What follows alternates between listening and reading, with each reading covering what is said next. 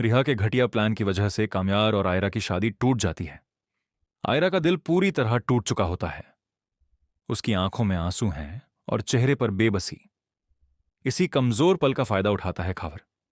वह इरफान साहब से कहता है, अंकल, मैं आयरा का हाथ थामने के लिए तैयार हूं। इरफान साहब मजबूरी में आयरा से पूछते हैं। टूटा हुआ दिल, बिखरी हुई उम्मीदें।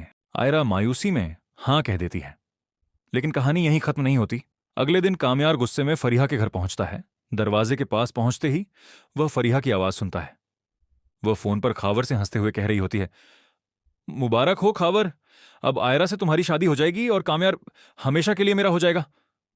यह सुनते ही कामयार का खून खौल उठता है।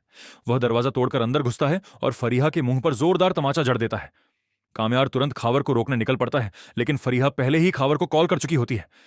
डरी हुई आवाज में कहती है, कामयार को सब पता चल गया है, वह तुम्हें मारने आ रहा है। खावर अपनी पिस्तौल निकालता है। जैसे ही कामयार गाड़ी से उतरकर उसकी तरफ बढ़ता है, खावर सीधे उसके सीने पर गोली चला देता है। कामयार खून में लथपथ होकर गिर पड़ता है। खावर उसे सुनसान सड़क पर फेंक कर आयरा से निकाह करने चला जाता है। उसी वक्त किस्मत बनकर इश्तियाक वहां पहुंचता है। वह कामयार को तड़पता देख तुरंत हॉस्पिटल ले जाता है। जब यह खबर आयरा तक पहुंचती है, वह सदमे में बेहोश हो जाती है। दूसरी तरफ फरीहा को सच्चाई का एहसास होता है।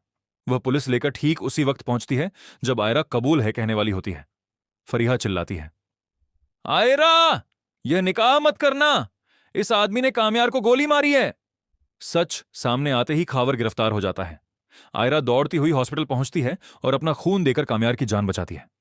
कुछ घंटों बाद कामयार की आंखें खुलती हैं और सामने आयरा को देखकर उसकी आंखें भर आती हैं। किस्मत आखिरकार इंसाफ करती है।